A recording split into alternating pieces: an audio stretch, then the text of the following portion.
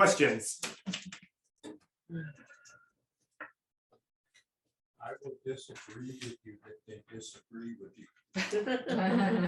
I will say that when you delve into that, okay, that what you're saying is what they're saying, but you gotta dig deep.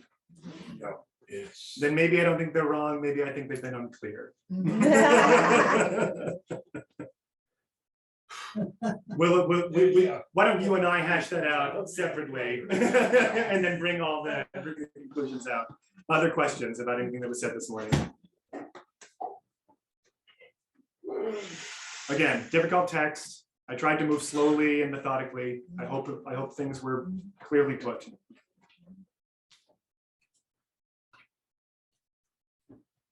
Alan. I think it shows the clear plan of God in a much more logical and understandable way than I think I had really understood it. My question was always, why did Pharaoh not repent? And I could never fully understand that, except that he was the god of Egypt. Or held to be, And yes. were he to not harden his heart, it would show his weakness. So his pride kept him from doing that. And again, I would say his pride and the hardening of God. I don't believe that God didn't have a hand in that. I think God hardened his heart after he hardened it his own. And I think that the whole point of that is when Israel then went to proclaim the name of the Lord to the other nations, like, to take Rahab, for example. Why does Rahab help the Israelites in her city, conquer her city, or spy in her city? She helps them because she says, I have heard what the Lord has done. So she heard about not the 3 plagues and then of insects, locusts, and cows dying. She heard all of what God had done. She heard about the 10 plagues, up to and including the destruction of the firstborn in every household. By hardening Pharaoh's heart, God ensured that the full breadth of his power would be shown and proclaimed in all the earth.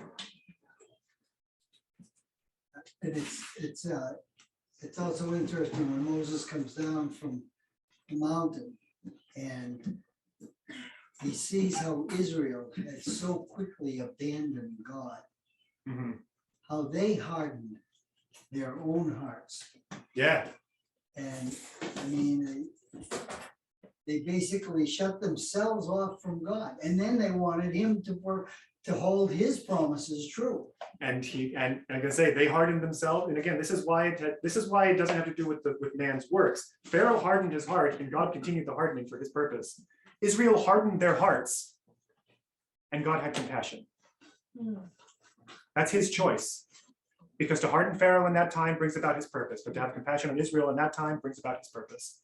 That's his choice. But it was at great cost Yes. for the Israelites. Yes. They didn't go unpunished, but they weren't hardened by God in the same way that Pharaoh was in that time.